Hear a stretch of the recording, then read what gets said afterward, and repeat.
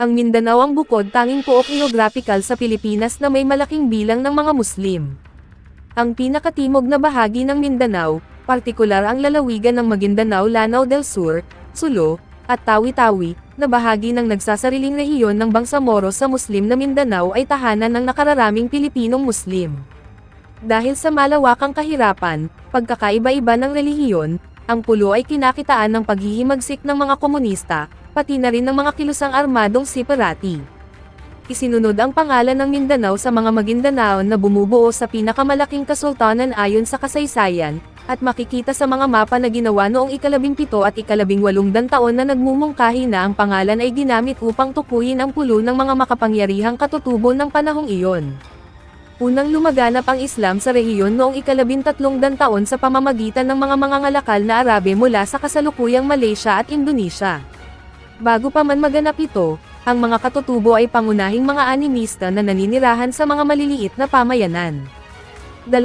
Karamihan sa mga taal na populasyon ng mga Tausug, Maranao at Maguindanao ay agad na lumipat sa pananampalatayang Islam maliban sa mga mailap na Sabanan, Talaandig, Higaonon at ilang maliliit na mga tribo na tumangging makipag-ugnayan sa mga Arabeng misyonero ng Islam. Itinayo ang pinakaunang moske sa Pilipinas noong kalagitnaan ng ika-14 taon sa bayan ng Simunol. 2. Sumunod ang mga kasultanan ng Sulo at Maguindanao noong ika-15 at ika-16 taon.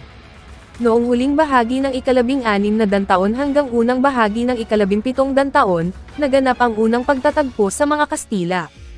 Sa panahong ito, maayos nang nakatatag ang Islam sa Mindanao at nagsisimula ng manghikayat sa mga pangkat sa malalaking kapuluan ng Kabisayaan tulad ng Cebu at Bohol, gayon din sa dulong hilagang bahagi, tulad ng Maynila sa Kalasunan. 2. Nang dumating ang mga Kastila sa Pilipinas, labis silang nabagabag nang matagpuan nilang matibay ang katayuan ng Islam sa pulo ng Mindanao, bilang katatapos lang mapaalis ang mga Moors mula sa Espanya pagkatapos ng dantaong labanan sa ilalim ng Reconquista.